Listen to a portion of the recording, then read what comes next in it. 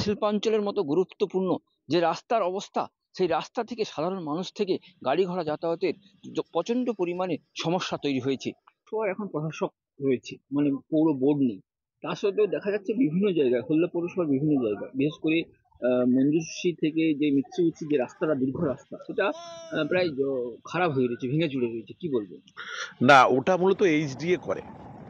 তো আমি যতটুকু জানি ওটা এইচডিএ করেন এবং এইচডিএ অলরেডি ওটার জন্য টেন্ডার করে নিয়েছেন। আমি জ্যোতির্ময় বাবুর সঙ্গে আমি এবং আমাদের চেয়ারম্যান জ্যোতির্ময় বাবুর সঙ্গে আমি এবং মিলনবাবু কথা বলেছিলাম এবং বলার পরে উনি কয়েকটি রাস্তা আমরা চিহ্নিত করেছিলাম, যার মধ্যে এক্সাইড রোড, যার কাজ হয়েছে, এবং সেই সঙ্গে ওই মডার্নের যে রাস্তাটা আপনি যেটার কথা বলছেন মিৎসুবিশি যাওয়ার পথে লেফটে মডার্নে যাওয়ার দিকে, রোহিত মডার্নের দিকে যে রাস্তাটা, ওই রাস্তাটা অলরেডি টেন্ডার হয়ে গেছে আমি যতটুকু জানি, এবং ওয়ার্ক অর্ডারও পেয়ে গেছেন। কেউ বা কারা কাজ হয়তো শুরু করে দেবেন। হ্যাঁ, রাস্তা কিছু কিছু জায়গায় খারাপ আছে।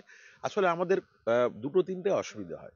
প্রথম অসুবিধে হচ্ছে কিছু জায়গায় পৌর মিউনিসিপ্যালিটির রাস্তা করেন, কিছু এইচডিএ করেন, আর কিছু হলদিয়া ডক কমপ্লেক্সের জায়গা।